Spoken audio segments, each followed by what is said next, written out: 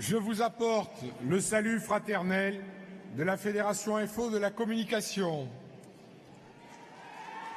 Merci mes camarades. Alors tout d'abord, je voulais témoigner de mon amitié à l'ensemble du bureau confédéral et le remercier pour le travail qui a été accompli tout au long de cette mandature.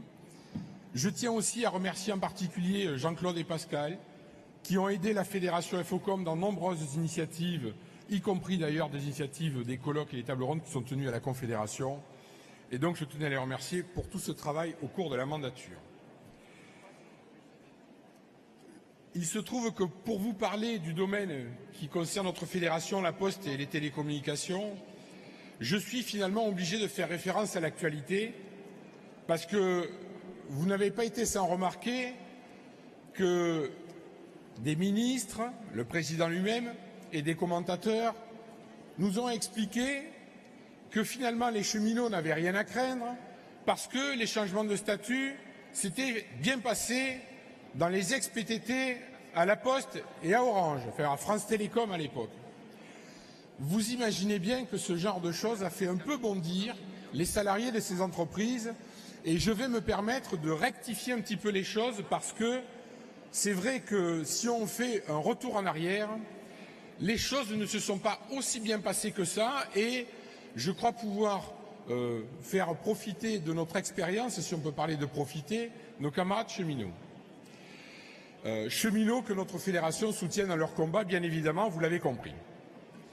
Alors, si on revient sur ce qui s'est passé ces dernières années, vous vous souvenez que les PTT ont été scindés en deux entreprises qui étaient d'un côté la Poste et de l'autre France Télécom, et qu'à l'époque, on nous avait assuré, mais on change l'organisation de l'entreprise, mais rassurez-vous, il n'y aura ni changement de statut, ni privatisation.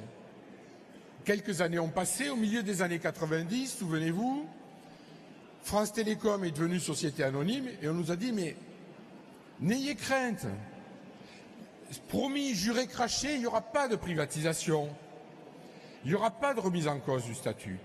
Évidemment, ça n'a pas traîné. Dès l'année 97, on a cessé de recruter des agents sous statut fonctionnaire et alors, je suis obligé de revenir un peu sur l'histoire et le capital de l'entreprise France Télécom a été ouvert, la privatisation a commencé. Alors, petite anecdote, hein, j'étais très content d'entendre Martine Aubry lundi nous expliquer son attachement au service public. Je veux juste dire que je suis très content qu'elle ait changé d'avis parce que c'est quand même sous son gouvernement que le capital de France Télécom a été ouvert et que la privatisation a commencé. Mais tout le monde a le droit de changer d'avis, donc je suis, voilà. Martine Aubry, qui vous l'avez remarqué, est pour la paix des ménages. Bien.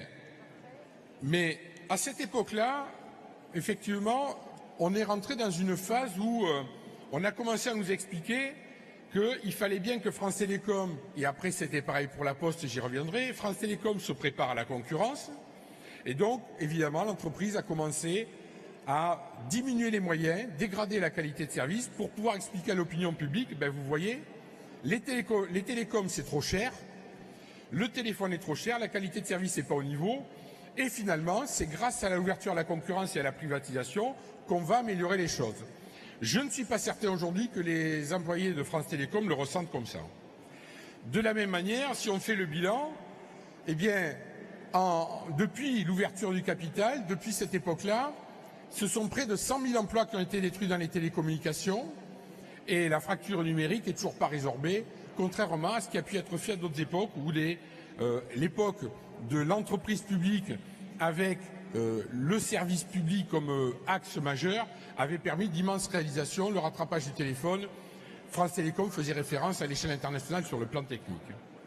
Côté postier, pareil, on nous dit mais à la Poste ça s'est bien passé. Ah oui, mais comptons un peu quand même, mes camarades.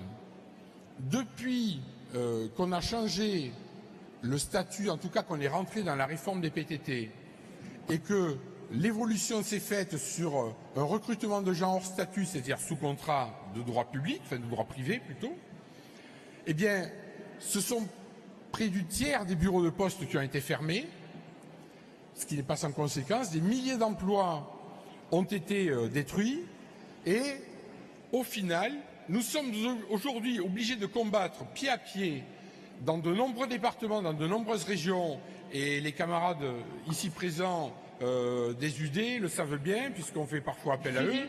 S'il te plaît. Je vais terminer, merci. Nous sommes encore aujourd'hui obligés de combattre dans de nombreux départements, de nombreuses régions contre les fermetures de bureaux de poste, parce qu'effectivement, ce qui est devenu le maître mot à la Poste, c'est la productivité.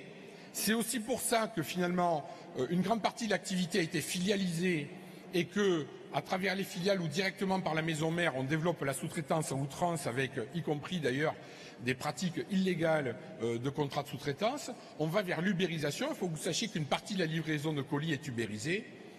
Alors si c'est cela que nos dirigeants appellent bien se passer en ce qui concerne la Poste et les télécommunications, effectivement, là, pour le coup, nous ne sommes pas sur la même longueur d'onde. Et pour terminer, je dirais que ce qui est en jeu, mes camarades, ce qui est en jeu, c'est la question de la défense du service public, parce qu'on voit bien qu'à travers toutes ces réformes, toutes ces modifications, c'est le service public qui est remis en cause au nom de la concurrence. La défense du service public doit rester un axe majeur et doit continuer à être amplifié comme axe majeur de combat de notre confédération. Mes camarades, il n'existe pas d'exemple de service public qui ait durablement survécu dans une activité mise en concurrence. La réalité, elle est là. Et ça, je le dis à mes camarades cheminots, vous êtes dans la même situation dans laquelle nous sommes trouvés à la Poste et à France Télécom, et c'est pour ça que je peux vous dire que les postiers, les télécommunications et les télécommunicants sont solidaires avec vous dans le combat contre les réformes en cours. Vive le combat pour la défense du service public et contre la destruction du statut. Vive la Fédération Infocom, vive la Confédération Force ouvrière. Merci Philippe.